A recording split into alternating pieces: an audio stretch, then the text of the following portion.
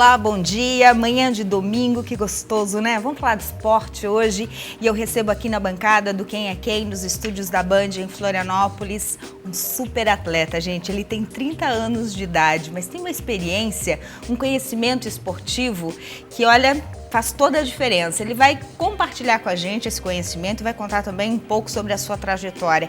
Eu recebo, então, aqui na bancada do Quem é Quem hoje, com muita honra e alegria, eu tenho que dizer isso, Douglas Brose, que é karateca, é ouro, gente, ouro nos Jogos Pan-Americanos de Toronto de 2015, bicampeão mundial de karatê, campeão dos Jogos Mundiais e membro da Comissão Mundial dos Atletas. E a lista continua aqui, né, gente? A gente só separou aqui os títulos mais importantes, né, Douglas? Bom dia, um prazer te receber. Bom dia, o prazer é todo meu. Muito feliz de estar aqui, podendo contar um pouco da minha carreira e falar um pouco do esporte, que hoje é uma ferramenta transformadora aí, que forma não só atletas, mas forma pessoas, formam realmente novos caráteres, é uma coisa diferente, é uma magia muito grande que tem aí no esporte. Bom, você me contava, um pouquinho antes de a gente entrar no ar aqui, que você começou a praticar esportes aos 7 anos de idade. Mesmo. Como foi que você encontrou o esporte, o esporte te encontrou, esse encontro aí que marca a tua vida? Bom, eu comecei com 7 anos, comecei numa academia próxima da minha casa, sempre motivado por filmes de luta, mas sempre fui muito hiperativo também, sempre gostei de muitos esportes, fiz futebol, fiz muita coisa, skate, patins, quase todo dia eu fazia um esporte diferente. E comecei com karatê nessa academia próxima da minha casa e depois acabei mudando para a escola. Que aí como um professor chegou de São Paulo, o professor Eduardo, chegou propondo karatê na escola onde eu estudava no contraturno. Então aquilo dali facilitou muito, que eu já estava na escola, meu pai já me deixava lá na escola, eu já fazia o esporte. E aqui eu comecei com esses 7 anos, 8 anos, já fui para a minha primeira competição entre 7 e 8, então já comecei a pegar esse espírito competitivo, essa questão da disciplina. Então dali em diante não parei e estou até hoje e dificilmente vou largar isso. Bom, o karatê é um esporte complexo, né? Verdade. E você me falava um negócio muito interessante que eu gostaria de repetir para os telespectadores, essa questão também espiritual e da disciplina do karatê, né, que traz toda essa bagagem espiritual e bagagem de conhecimento de um povo que é um dos povos aí mais antigos do planeta. Então tem toda essa carga que vem junto e é o que faz a diferença do esporte, na tua opinião? Ajuda muito. A gente, principalmente o karatê, que é uma arte milenar, uma arte marcial japonesa, que traz junto com ela a cultura do povo japonês. E a gente já sabe e consegue ver que a cultura do povo japonês é um povo muito disciplinado, é um povo muito educado, é um povo que realmente preza por alguns valores. E, por incrível que pareça, isso automaticamente já está dentro do karatê. Então, quando você aprende o karatê, você não aprende simplesmente a socar e a chutar, mas tem toda uma filosofia, tem todo um lema que você aprende, tem todo um ritual para começar uma aula. Você simplesmente não começa uma aula só por começar, tem um comprimento, você tem um local onde você treina que a gente considera um local sagrado. Então, toda essa parte filosófica, ela faz com que você já aprenda algumas virtudes, algumas coisas que ficam escondidas ali, mas com o treinamento, vivenciando, através dessa ritualística, você vai aprendendo e vai puxando isso para você, como é a disciplina, como é a formação do respeito dentro do dojo, que é onde nós treinamos, e depois você consegue transferir isso para a sua vida. Como é que você transfere isso para a tua vida? Você tinha 7 anos de idade quando o karatê, a arte milenar do karatê, lhe foi apresentado. E você nunca mais saiu do karatê. O karatê já faz parte de você e não sai mais de você. Mas como é que a gente aplica isso tudo na vida, no dia a dia, Douglas? Bom, primeiro que dentro do karatê, principalmente dentro do esporte, nós temos algumas vivências que talvez a gente demore a ter na nossa vida, ou quando tenha, a gente tenha uma atitude, de repente, errônea. Então, quando nós estamos dentro do esporte, nós passamos por momentos de frustração, de fúria, de raiva, e a gente tenta aprender a controlar naquele momento. E tem um professor junto, e tem alunos, então ali você consegue sentir, treinar, sentir essa raiva e controlar isso. E quando você chega num momento da sua vida, que você passa por aquela situação de novo, você tem uma memória disso. Eu já passei por isso. Então você já sabe como lidar. E automaticamente você vai transferindo o que você aprendeu no esporte, no karatê, você vai transferindo para a sua vida pessoal. Bom, de uma forma, pelo que eu percebo, flui muito naturalmente isso, né? Sim. É o conhecimento que É uma coisa muito automática, né? Às vezes a gente não consegue entender o porquê que isso acontece ou da onde vem, mas é automático. Você já treinou aquilo, às vezes, no esporte, já passou por aquilo no dojo e acaba transferindo isso para a vida. A vida fica mais fácil com esse conhecimento? Ajuda muito, ajuda bastante. Ajuda bastante. Agora conta para mim, você começou a praticar o karatê profissionalmente, você me contava, aos 14 anos de idade. Isso. E aí você começou a viajar o mundo inteiro. Imagina um adolescente de 14 anos viajando aí o planeta fora, defendendo já o seu país. Isso mesmo. O que passa pela cabeça de uma criança, de um adolescente de 14 anos com tamanha responsabilidade, Douglas? Bom, aos 14 eu entrei para a seleção brasileira, né? Dos meus 7 aos 14 anos eu competi nível estadual brasileiro e entrei para a seleção brasileira aos 14, então realmente comecei a fazer todos esses tipos de viagem, mas eu tinha e tenho uma paixão enorme por isso, né? De defender o país, independente de problemas que nós temos, mas eu tenho orgulho de colocar a bandeira no meu peito, de cantar o meu hino quando está no pódio, de botar o agasalho da seleção brasileira, de dizer que é brasileiro.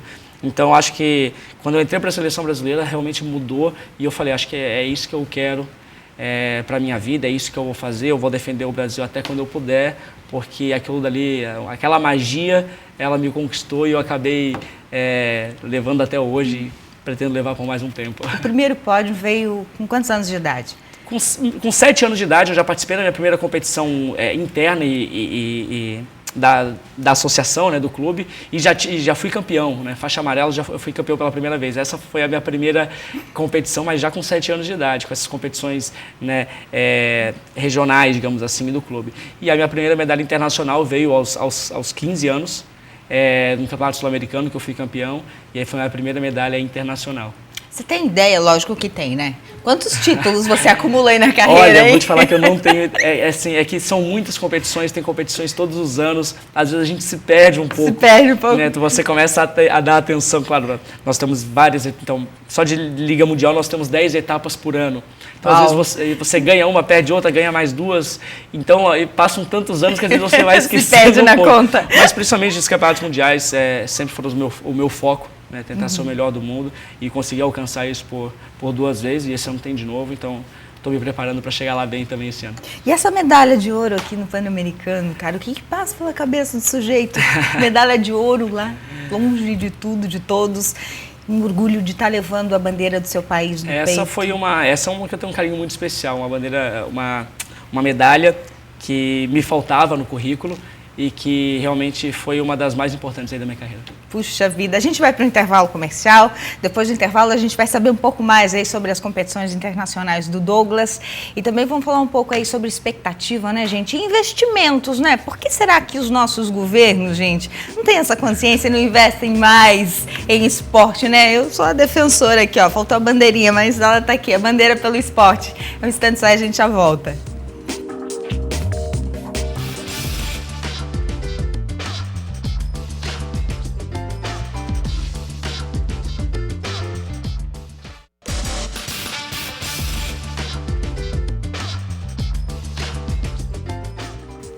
De volta, este é o segundo bloco do Quem é Quem, nesta manhã de domingo para todo o estado de Santa Catarina. Já estou falando de um assunto que particularmente amo de paixão, que é esporte, né? E recebendo essa pessoa iluminada aqui, que é uma graça, né? Obrigado. O Douglas Brose, que é karateca profissional, aí, representante do Brasil em tantas competições. Eu já nomeei aqui no início do programa, eu já revelei alguns títulos, né? Que a gente fala os mais importantes, né?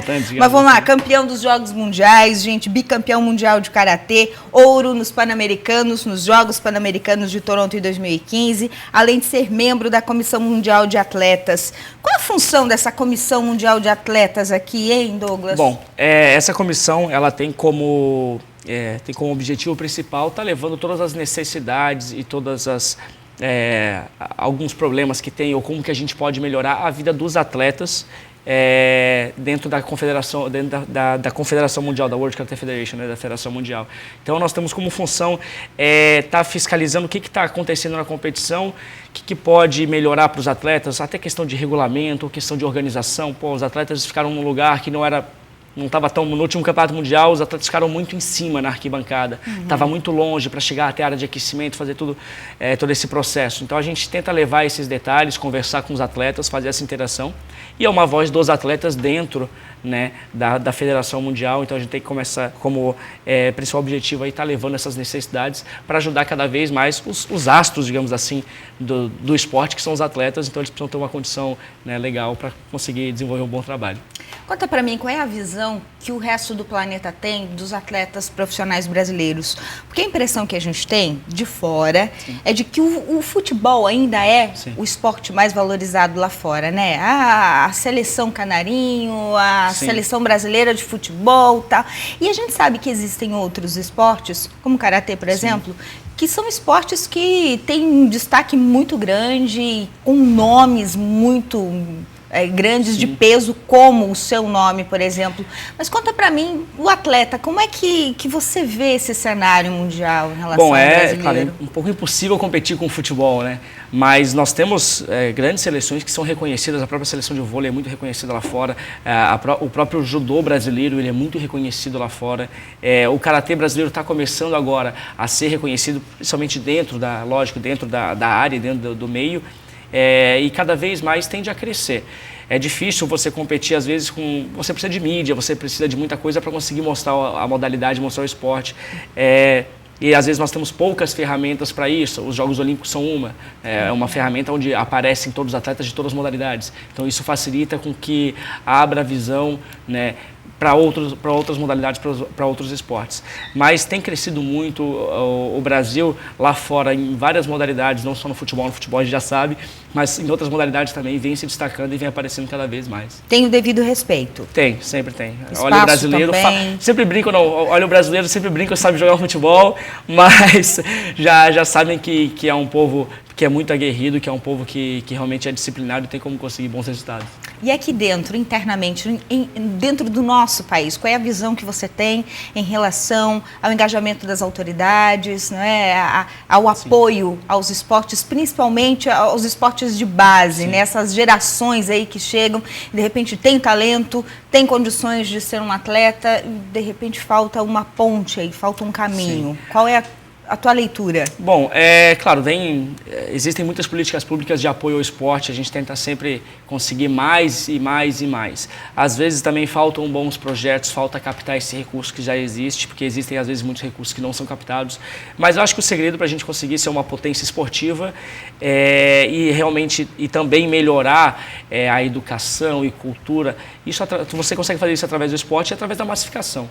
Quanto mais a gente colocar crianças, adolescentes para praticarem esportes, mais a gente vai conseguir ajudar com que eles, não só na questão física, mas ajudar com que eles talvez sejam futuros atletas ou ensinar valores que o esporte ensina, como disciplina, como respeito, como educação, que você acaba, por uma forma, sem ser a escola ou sem ser a família, você consegue, através do esporte, também estar ensinando a disciplina, também está ensinando a hierarquia, o respeito. Então, são valores que, quanto mais a gente conseguir fazer com que essas pessoas pratiquem a modalidade, mais a gente vai conseguir que elas evoluam, não só como atletas, mas como pessoas também. E acho que o incentivo público tem ajudado, mas, claro, a gente precisa de mais apoio. E quem sabe agora com os Jogos Olímpicos a gente consiga mudar aí essa visão, né, do país e mostrar cada vez mais o valor que o esporte tem. Já eu vou entrar na questão dos Jogos Olímpicos, mas antes eu gostaria de te fazer mais uma pergunta em relação a essa formação de atletas. A gente fala muito, como eu acabei de fazer essa pergunta, no foco do incentivo público, mas eu gostaria também de registrar que o incentivo familiar, eu penso que é o berço de tudo, né? É a base. As famílias, o pai, a mãe, né, deveriam cada vez mais incentivar seus filhos ao esporte, né, Douglas? Não, a minha família foi essencial. Sempre estavam ali, né, me incentivando, mas ao mesmo tempo, você tem que fazer isso também, você tem que fazer aquilo, mas vai para o esporte. Quando eles começaram a ver que estava dando resultado, e não demorou muito tempo para isso acontecer, eu digo, quando eles começaram a ver a minha diferença de personalidade depois de estar praticando o esporte, eles começaram a incentivar, a gente conversava até agora há pouco sobre isso, né? Então eles começaram a incentivar cada vez mais. Então essa base é fundamental, e é a base que faz com que a criança talvez não se torne um atleta, mas com esse apoio dos pais e da família, ela pode praticar um esporte e pode trazer muitos benefícios para a vida dela. E já começa a puxar a mãe para fazer, talvez. De repente o pai já vai junto, e aí já começa a incentivar toda a família à prática da esportiva. É verdade, gente. O Douglas está falando isso, porque antes da entrevista eu contava, e eu tenho muito orgulho de falar isso, quem vive próximo fala, eu tenho uma atleta dentro de casa, que é a minha filha, que ela pratica esportes desde os 7, 8 anos de idade, e ela é hoje uma atleta, e é verdade, é outro mundo, gente. O foco, a disciplina da Maria Eduarda, a vida dela é um negócio assim impressionante. Eu sou fã da minha filha e ela me puxou para praticar esporte. Isso vai motivando, né? Você vai olhando ali, minha filha está fazendo isso, mas eu vou fazer também. Está dormindo cedo, está se alimentando melhor, então, muda tudo. Muda tudo. E muda também, principalmente, as atitudes, né? Você vê que a atitude enquanto ser humano é outra. E o esporte realmente faz isso pela gente, né? Faz, você passa, como eu comentei, você passa por alguns momentos dentro do esporte que são momentos, às vezes, muito bons, mas também momentos ruins. E você usa isso, depois transfere para sua vida e consegue realmente dar uma escapadinha e consegue melhorar cada vez mais. É uma delícia, gente. Faz a gente acordar às 5h30 da manhã, no domingo, para correr. E não importa são poucos, se está chovendo. São poucos.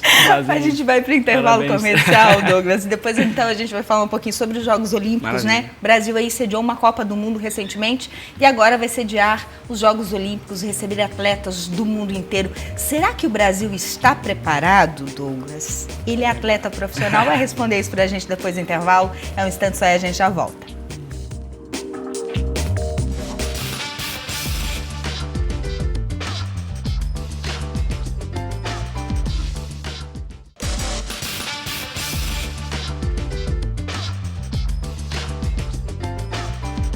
Estamos de volta, este é o último bloco do Quem é Quem nesta manhã de domingo, manhã gostosa de domingo, aí falando de esporte. E aí, já jogou a preguiça de lado? Vai dar uma corridinha aí na beira-mar depois do programa, né, Douglas? Tem que aproveitar. Começa em casa já. Começa em casa aí, sai dar uma caminhada, né? Verdade. Pega uma onda, quem gosta do surf aí, enfim, todos os esportes. Tá valendo tudo, tá, valendo gente? Tudo. Tá valendo. Douglas Bros é meu convidado hoje, é karateca. Ouro nos Pan-Americanos de Toronto 2015, bicampeão mundial de karatê, uma porção aqui, gente, a lista é grande aqui de títulos.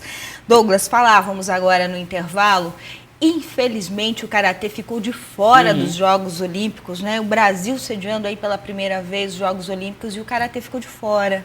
Pois é, uma notícia triste, nós acabamos perdendo na votação pro golfe e pro rugby, que também são dois esportes muito praticados, muito esportes que exigem uma destreza fantástica. Mas acabamos ficando de fora e talvez nós consigamos entrar para 2020 em Tóquio. Então tem tudo a ver, né? Tóquio, Japão, karatê. Poxa vida, então, a principal votação vai ser no Rio de Janeiro. Durante a reunião do Comitê Olímpico Internacional, o Conselho vai decidir entre 5 esportes quais são os esportes que vão fazer parte da edição dos Jogos Olímpicos de 2020. E o karatê é um dos esportes aí que tem grande chance de entrar.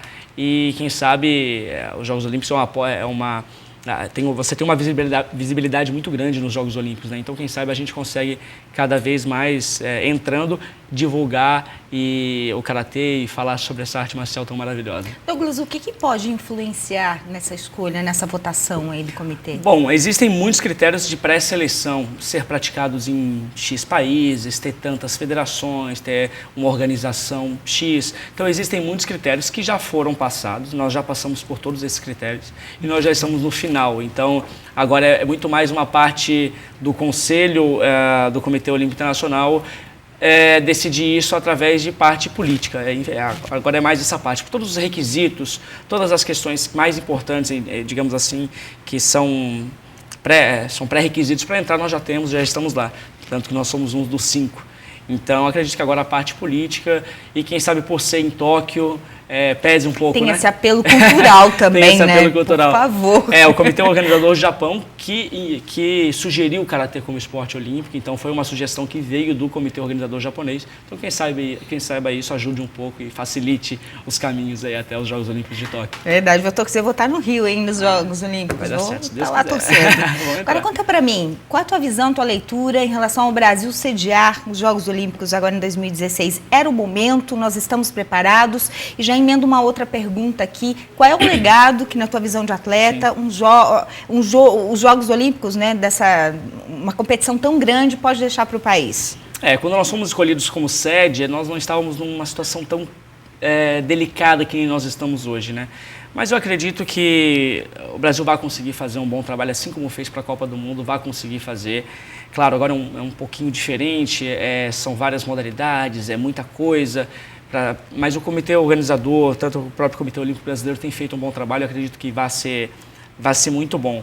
Assim como foi a Copa do Mundo, a gente estava até meio espantado com a Copa do Mundo e nós ouvimos muitos comentários bons, né, sobre a Copa do Mundo. Claro, sempre tem alguns problemas, mas isso é normal, acontece. Mas eu acredito que se a gente conseguir uma política de encaminhamento dessas estruturas e depois que a gente, né, já tem a base ali, quem sabe a gente já consiga fomentar cada vez mais o esporte e consiga deixar um legado realmente, né, forte do esporte brasileiro, né? Tendo em vista que nesses últimos 2 meses, 3 meses, 4 meses, todo mundo só fala de esporte. Então você vê mais gente na rua praticando esporte do que antes você via. Então isso é bom, porque talvez, né, motive as outras pessoas a começarem a fazer novos esportes, conhecerem novos esportes através dos Jogos Olímpicos. E quem sabe a gente, se tiver uma boa política, a gente consegue utilizar todo esse legado para fazer com que, quem sabe, o Brasil vire uma potência esportiva. Bom, o ranking aí de medalhas do Brasil em Jogos Olímpicos e Olimpíadas é razoável, vamos lá, né? Você acha que pela competição ser no nosso país, os nossos atletas, eles vão se sentir um pouco mais incentivados, motivados, melhor? Na cabeça do atleta, sim, como é que isso funciona, competir numa competição tão, sim, importante dentro do seu país? Bom, tem 2 lados nessa história, nessa moeda, porque eu já passei por uma situação dessa, foram nos Jogos Pan-Americanos do Rio, eu também competi, e tem o lado bom de você estar no seu país, de você estar com toda a torcida a seu favor, de você estar aqui. Mas às vezes tem o lado, e isso vai depender muito da cabeça do atleta e da comissão que está lidando com esses atletas. Tem a parte da pressão, eu estou no meu país, eu tenho que mostrar um resultado. Então, não, eu estou mais tenso porque o meu vizinho está aqui. A minha mãe veio me assistir e está sentado ali. Às vezes, quando está competindo do outro lado do mundo, não tem.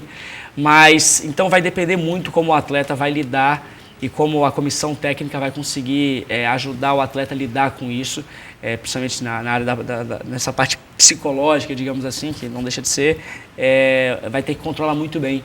O atleta vai ter que saber dosar muito bem, usar isso como incentivo, usar isso como motivação, usar isso como força a mais e não como pressão. Mas eu acredito que a gente consiga, por ser aqui, eu acho que os atletas vão trabalhar bem para estarem mais motivados do que pressionados. Ai, tomara, né, gente? Vamos esquecer a Copa do Mundo, né? Vamos esquecer o que aconteceu no passado, ficou lá atrás. São outros atletas, várias modalidades, uma turma aí que vem com garra, que vem com força, verdade, com vontade, né? Com muita credibilidade, né? Então a gente só tem que torcer para que tudo ocorra bem, para que os nossos atletas tenham bons resultados, né, Douglas? Não, eu acho que o apoio aí... Torcida, neste momento, tem que estar junto com o atleta, vai ter que estar né? junto, vai ter que esquecer um pouco porque às vezes o atleta ali que é a ponta do processo, às vezes não tem culpa de tudo que está acontecendo e às vezes por esse momento sensível que a gente passa, às vezes acaba pesando para ele e não pode, ao contrário, agora tem que torcer para o atleta, tem que motivar, porque ele ali vai estar representando o nosso país e a nossa bandeira. Tá certo, o programa está chegando ao final. Assim, antes de encerrar, eu gostaria de ouvir do atleta, do Douglas, enquanto ser humano, enquanto pessoa, enquanto atleta, que recado, qual é a mensagem que você deixaria, principalmente para os pais, né? Para essa garotada aí de 7, 8, 9 anos que de repente tem vontade de praticar um esporte, ainda não tem incentivo, ou às vezes ainda não contou para o pai e a mãe. Sim. O que você diria para essas pessoas neste momento, Douglas? Bom, primeiro que a gente está numa ilha maravilhosa que proporciona inúmeras modalidades esportivas. Você tem a água, você tem a praia, você tem onda, você tem montanha, você pode fazer muita coisa aqui. Propicia muito, sem contar os outros esportes convencionais. Mas o esporte ele tem uma magia. O esporte ele transforma a pessoa. O esporte muda a cabeça principalmente muda a cabeça do adulto e forma a cabeça da criança. Né? Então o adulto que começa o esporte ele muda a cabeça e a criança que começa no esporte ela simplesmente se forma naquilo.